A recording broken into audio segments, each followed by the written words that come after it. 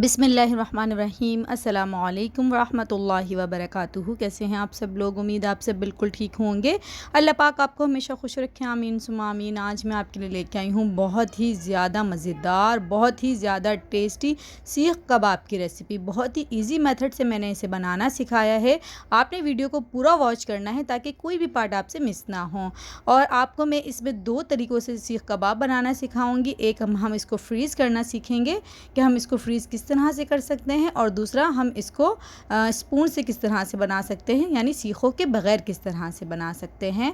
तो बहुत ही इजी और बहुत ही मज़ेदार रेसिपी है। आपने वीडियो को वॉच करना है और उसके बाद आपने इसको ट्राई ज़रूर करना है और मुझे फ़ीडबैक ज़रूर भेजना है कि कैसे बने। तो आइए इसे बनाना हम स्टार्ट करते हैं। तो यहाँ हमें क्या करना है, हमने थोड़े से मसाले लेने हैं जिसे ग्राइंड करना है। तो यहाँ मैंने 1 टेबल स्पून भर के लिया है साबुत धनिया, 1 टीस्पून मैंने लिया है ज़ीरा, और ये देखिए पीपली मैंने ली है, बहुत कम ली है, यानी हाफ़ ली है। एक में से भी मैंने आधी ली है और एक मैंने दालचीनी की स्टिक ली है। अब इसको देखिए इस तरह से हम हल्का सा सेक लेंगे, यानी इसको हम ड्राई रोस्ट कर लेंगे। बस हमने इसको इतना ड्राई रोस्ट करना है कि इसमें हल्की सी खुशबू आने लगे। अच्छा, आप यहाँ देख सकते हैं कि मैंने पीपली कितनी ली है, तो आपने भी इतनी ही लेनी है, बहुत ज़्यादा नहीं लेनी। और यहाँ कीमा मैंने लिया है 3 पाव। और देखें इसमें पानी जो है वो बिल्कुल भी नहीं है। कीमे में अगर पानी होगा तो फिर आपके कबाब जो हैं वो टूटेंगे, तो ये आपने ख़्याल करना है। और आप चाहें तो इसमें फ़ैट अलग से डाल सकते हैं, मैंने यहाँ नहीं लिया है। अच्छा, अब यहाँ देखिए जो मसाले हमने ग्राइंड किए थे वो मैंने इसमें शामिल कर दिए हैं। और यहाँ एक बड़े साइज़ का प्याज लिया है मैंने, और उसे अच्छे से मैंने चॉपर में चॉप कर लिया है। और देखिए अच्छे से इसका पानी निकाल के हम इसमें शामिल करेंगे। देखें कितना पानी निकला है। अगर ये इस तरह से हम प्याज शामिल कर देंगे तो फिर हमारे जो कबाब हैं वो टूट जाएंगे, सीखों से गिर जाएंगे। तो अब हम इसमें लहसुन अदरक शामिल करेंगे। तो मैंने हावन दस्ते में लहसुन अदरक को अच्छे से कूट लिया है और 1 टेबल स्पून भर के लिया है मैंने लहसुन अदरक। अब हाफ़ टी स्पून मैंने इसमें गरम मसाला शामिल किया है, और हाफ़ टी स्पून ही इसमें मैंने ब्लैक पेपर यानी काली मिर्च शामिल की है। अब यहाँ मैंने 4 से 5 अदद हरी मिर्चें लेके उन्हें अच्छे से चॉप कर लिया था, देखिए बिल्कुल बारीक कर लिया था, वो इसमें शामिल कर दी हैं। और 1 टीस्पून मैंने इसमें शामिल किया है धनिया पाउडर, और 1 टीस्पून ही भर के मैंने इसमें शामिल किए हैं चिली फ्लेक्स यानी कि कुटी मिर्च। आप चाहें तो स्पाइसेस अपनी मर्ज़ी से कम ज़्यादा कर सकते हैं। अब यहाँ हाफ़ टी स्पून मैंने लाल मिर्चों का पाउडर इसमें शामिल किया है, और नमक आप अपने टेस्ट के अकॉर्डिंग शामिल कर सकते हैं। मैंने यहाँ 1 टीस्पून प्लस 1/4 टीस्पून शामिल किया है। अब यहाँ हम 1 चुटकी शामिल करेंगे इसमें मीठा सोडा। देखें मैंने चुटकी से ही बताया है ताकि आपको अंदाज़ा हो कि मैंने कितना शामिल किया है इसमें। अब इन सब चीज़ों को हम अच्छे से मिक्स कर लेंगे। अच्छा, मिक्सिंग जो है वो हमने बहुत अच्छी करनी है।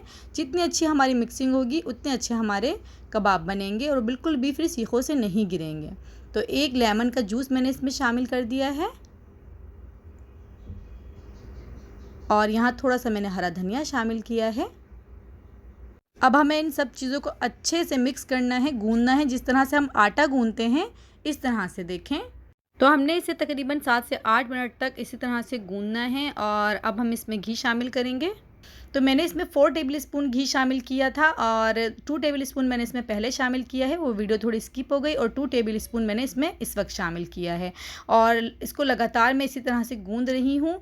जितना अच्छा हम इसको गूंदेंगे, जितनी अच्छी इसकी मिक्सिंग होगी, उतने अच्छे ये स्टेबल बनेंगे और बिल्कुल भी फिर सीखों से गिरेंगे नहीं, आपको कोई परेशानी नहीं होगी। तो यहाँ मैंने वुडन स्टिक्स ली हैं, और इसके ऊपर हम देखें थोड़ा सा कीमा लेंगे और इस तरह से देखें अच्छे से इसको हम इस पे लगा देंगे। तो देखिए इस तरह से हमने इस पे लगा लेना है, और इसके जो कॉर्नर्स हैं उन्हें अच्छे से हमने बंद करना है। देखें, क्योंकि फिर ऐसा ना हो कि वहाँ से वो खुल जाएं, तो आपने इस चीज़ का ख़्याल करना है। तो इसी तरह से देखिए अब हम सारी जो हैं वो बना लेंगे,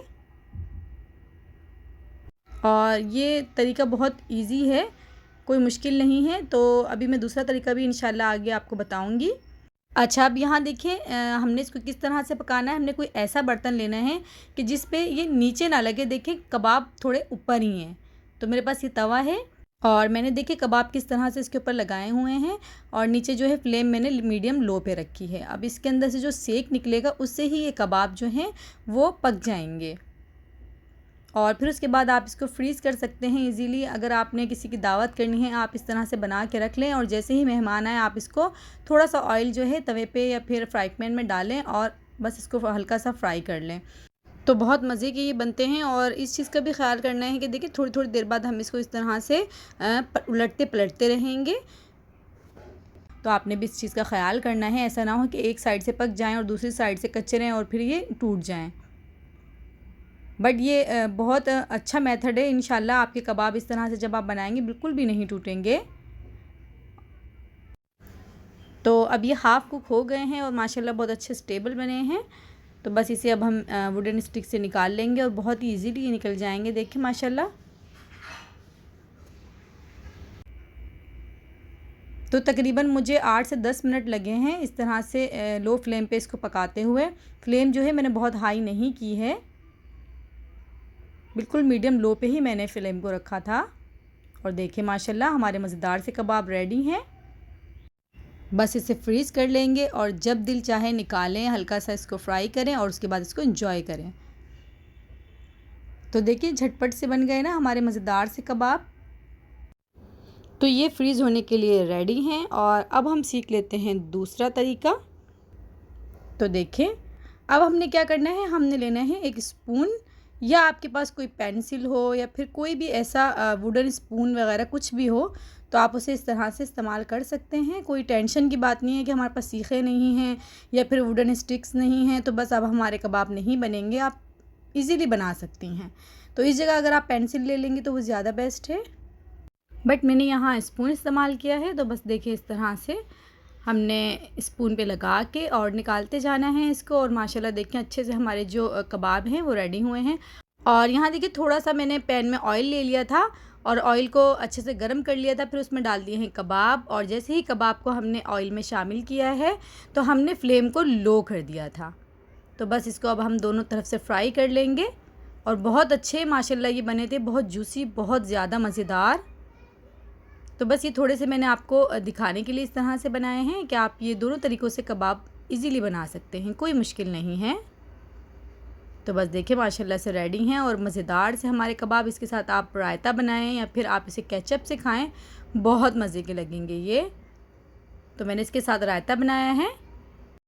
तो अब हम इसे खाते हैं और देखिए माशाल्लाह कितने जूसी लग रहे हैं, बहुत यमी बने थे, बहुत ज़्यादा टेस्टी।